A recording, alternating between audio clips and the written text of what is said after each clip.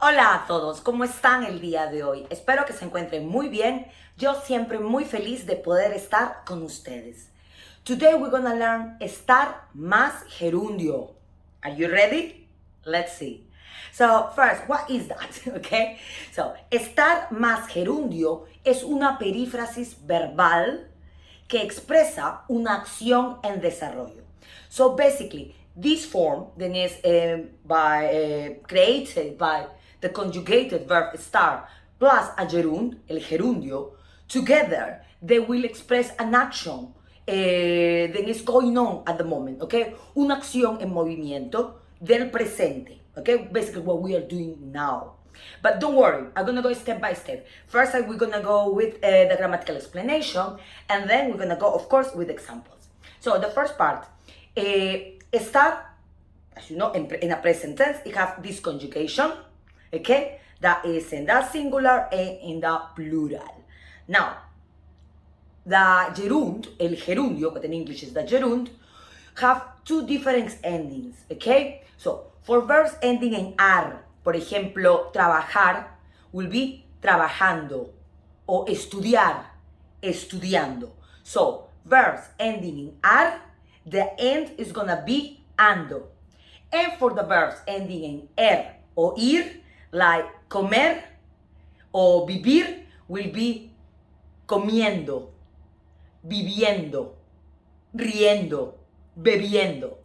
Okay? So, ando, yendo. Okay? So, this is the ending of the gerunds. El gerundio in español. I'm not going to do a direct translation into English, but it would be some kind of like a ing in English. Okay? And in this context. But now, so, we know already conjugated estar plus a gerund. Ando and yendo. So, in this moment, for example, if I want to say that I'm making a video, I will say, estoy haciendo un video. Estoy trabajando. Estoy hablando con ustedes. So you see it. I using this form to express what is going on right now, in the moment, okay? Estoy estudiando, estoy trabajando, estoy cocinando, okay?